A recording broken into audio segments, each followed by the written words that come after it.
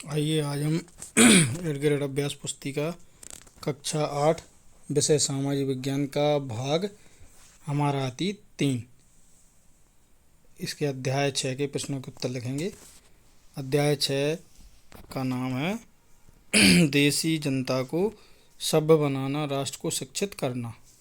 तो इसके हम प्रश्नों के उत्तर देखेंगे।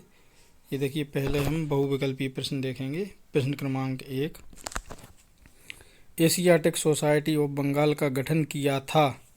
इसके विकल्प हैं A Thomas Macaulay, B James Mill, C William Jones, D Charles Wood. सही उत्तर है इसका सी, विलियम जोन्स। सी वाले विकल्प पे सही का चिन्ह लगा लें। प्रश्न क्रमांक दूसरा, प्राच्यवादी किन्हें कहा जाता था। इसका विकल्प ए है यूरोप की संस्कृति व भाषा का ज्ञान रखने वाले लोग, बी एशिया की भाषा और संस्कृति का ज्ञान रखने वाले लोग, सी प्राचीन भारत के इतिहासकार, डी प्राचीन साहित्यकार। सही उत्तर है बी, एशिया की भाषा और संस्कृति का ज्ञान रखने वाले लोग।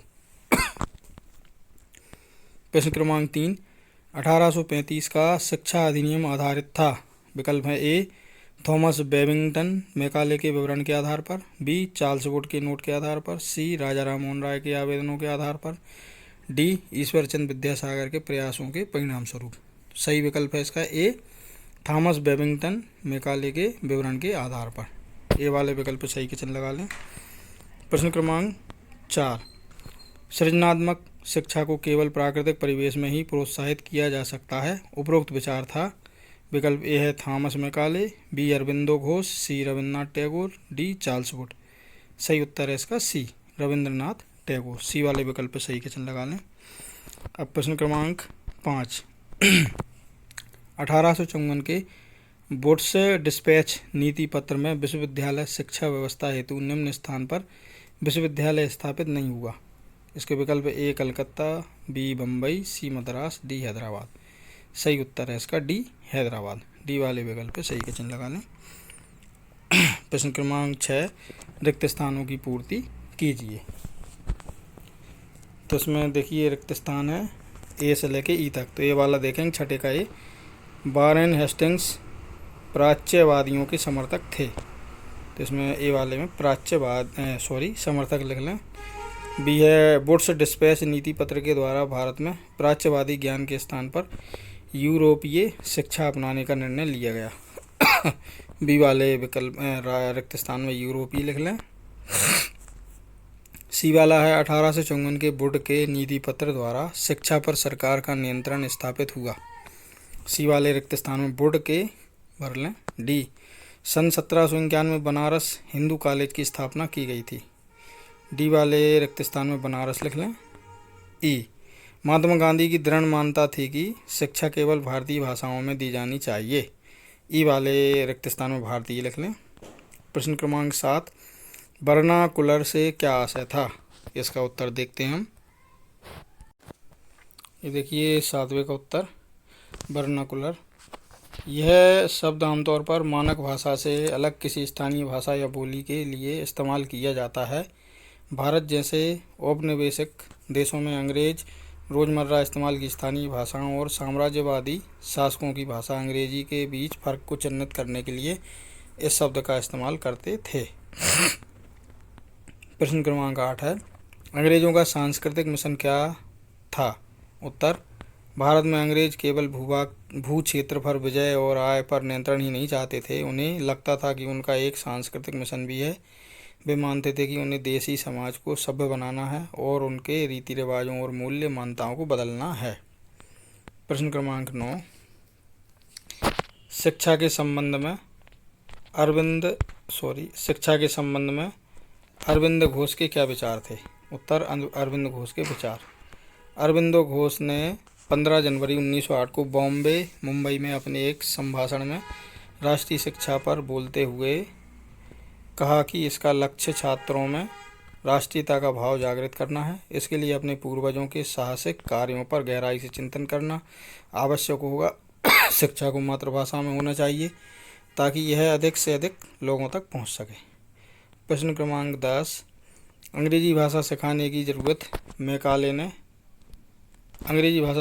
ज़रूरत पर मैकाले ने जोर क्यों दिया। उत्तर, मैकाले ने भारतीयों को अंग्रेजी भाषा सिखाने की ज़रूरत पर जोर दिया, क्योंकि उनका मानना था कि अंग्रेजी के ज्ञान से भारतीयों को दुनिया की श्रेष्ठतम साहित्यिक कृतियों को पढ़ने का मौका मिलेगा। यहाँ के लोग पश्चिमी विज्ञान और दर्शन के क्षेत्र में हुए विकास से अवगत हो पाएंगे।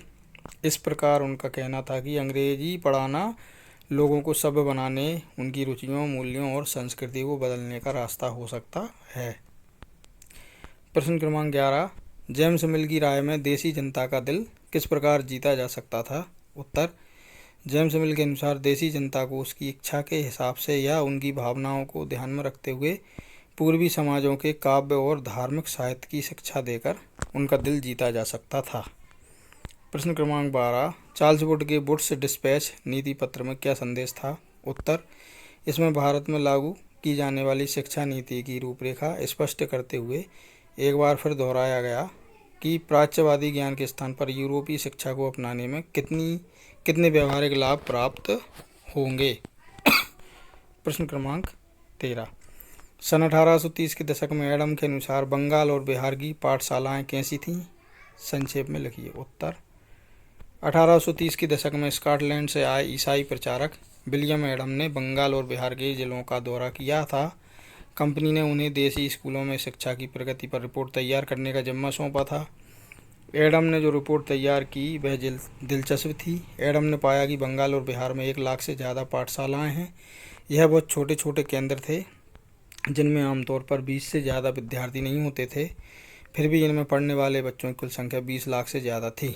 शिक्षा की प्रणाली लचीली और स्थानीय आवश्यकताओं के अनुकूल होती थी। प्रश्न क्रमांक 14, सन 1854 के बाद कंपनी ने देसी शिक्षा व्यवस्था में सुधार हेतु क्या कदम उठाए? उत्तर, सन 1854 के बाद कंपनी ने देसी शिक्षा व्यवस्था में सुधार हेतु निम्नलिखित कदम उठाए। नंबर 1, बहुत सारे पंडितों को सरकारी नौकरी पर रखा गया। प्रत्येक को 4-5 स्कूलों का निरीक्षण और अध्यापन की स्थितियों में सुधार लाने का जिम्मा सौंपा गया। उन्हें कक्षाएं नियमित समय सारणी के अनुसार चलाने के निर्देश दिए गए।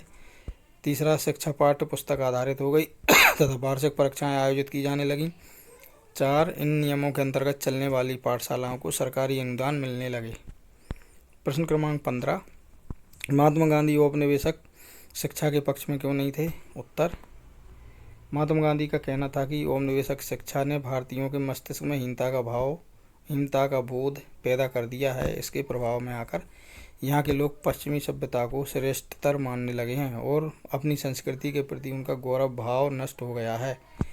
महात्मा गांधी ने कहा कि इस शिक्षा में विष भरा है, यह पापपूर्ण है, इसने भारतीयों को दास बना दिया है। प्रश्न क्रमांक 16, शांति निकेतन की स्थापना किसने और क्यों की थी?